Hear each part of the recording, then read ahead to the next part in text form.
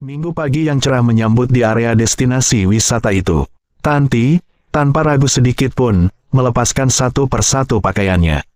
Ia biarkan kain-kain itu berjatuhan, membentuk gundukan kecil di lantai kamar hotel yang mewah.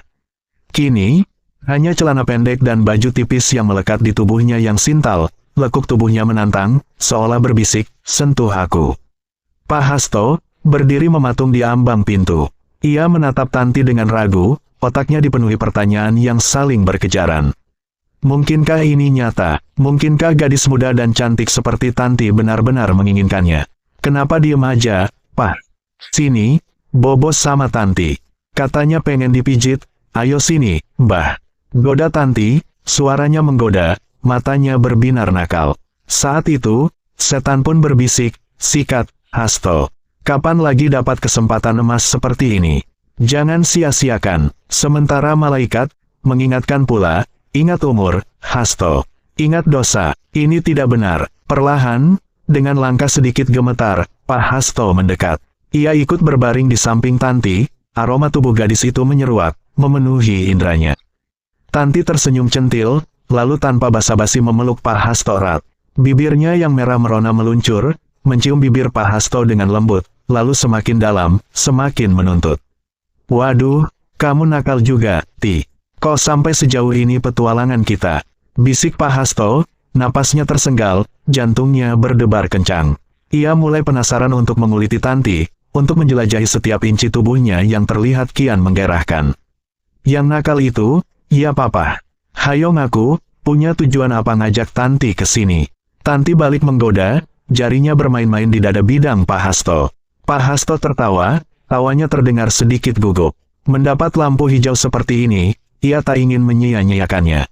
Dengan lembut, ia melucuti sisa pakaian Tanti, lalu mulai menggarap satu persatu area sensitifnya. Ia kecup lehernya, ia gigit cuping telinganya, ia jilat perutnya yang rata. Tanti menggeliat, desahannya semakin keras, tanda ia benar-benar terangsang, ingin berlanjut sampai titik puncak kepuasan.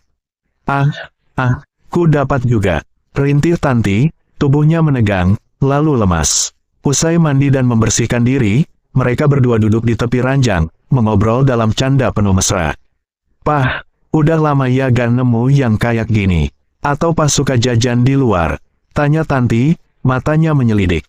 "Hus, jajan apaan? Justru aku kaget, gadis muda secantik kamu, mau-maunya layani Pah," jawab Pak Hasto, sedikit tersipu.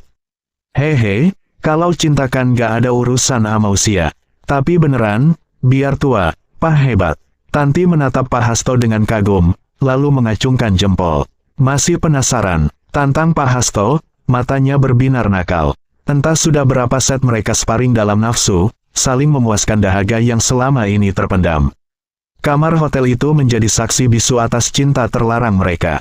Tanti adalah OB di perusahaan milik Pak Hasto. Pertemuan mereka yang intim berawal dari kejadian tak terduga. Di suatu hari libur, Pak Hasto membuka pintu kamar mandi pribadinya dan mendapati Tanti sedang mandi tanpa busana. Awalnya Pak Hasto murka, "Kurang ajar, berani-beraninya kamu mandi di kamar mandi pribadi saya." Bentaknya, wajahnya merah padam. Tapi jujur, dalam hati kecilnya, ada sesuatu yang berdesir aneh. Apa mungkin ini yang namanya cinta pada pandangan pertama? Tanti, dengan wajah memelas, meminta maaf. "Maaf, Pak, saya cuma mau bersihin kamar mandi, sekalian numpang mandi." "Janji, deh, gak bakal ngulangin lagi," ucapnya lirih. Siapa sangka, permintaan maaf itu justru menjadi awal dari petualangan mereka yang penuh dosa. Pak Hasto, dengan berat hati, memaafkan Tanti. Tapi sejak saat itu, pikirannya terus dipenuhi bayangan tubuh Tanti yang polos. Kalian pernah merasakan hal serupa? Susah, ya, menghapus memori indah dari kepala. Sejak melihat bodi Tanti tanpa busana, jiwa kelelakian Pak Hasto kembali bergejolak. Tumben-tumbenan, junior, Pak Hasto bisa tegang sempurna. Padahal, sudah lama dia merasa mati rasa di ranjang. Apa mungkin Tanti adalah obat kuat, alami yang selama ini dia cari? Pisang miliknya bisa mengeras cerdas, seolah menemukan kembali semangat hidup. Karena inilah alasan utama Pak Hasto belum menikah lagi, selain usianya yang sudah menginjak 60 tahun, juga karena faktor stamina. Siapa yang mau sama kakek-kakek loyo, kan? Tapi, Tanti seolah membangkitkan kembali kejantanannya yang sempat hilang. Dan hasilnya, entah sudah berapa kali hubungan gelap antara Pak Hasto dan Tanti berlangsung. Layaknya mata-mata profesional, mereka selalu berhasil menyembunyikan jejak. Kira-kira, apa ya rahasia mereka? Ini semua tertutup rapat, bagai rahasia negara yang tak boleh bocor ke publik.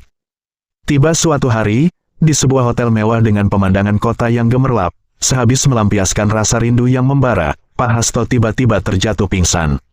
Drama dimulai. Apakah ini akhir dari segalanya? Tanti panik bukan kepalang. Dengan sigap, ia membawa Pak Hasto ke rumah sakit terdekat. Hasil diagnosa, serangan jantung. Mampus. Apakah dosa-dosa mereka akan terungkap? Hanya 3 hari dirawat intensif, nyawa Pak Hasto tak tertolong. Innalillahi wa inna ilaihi rojiun.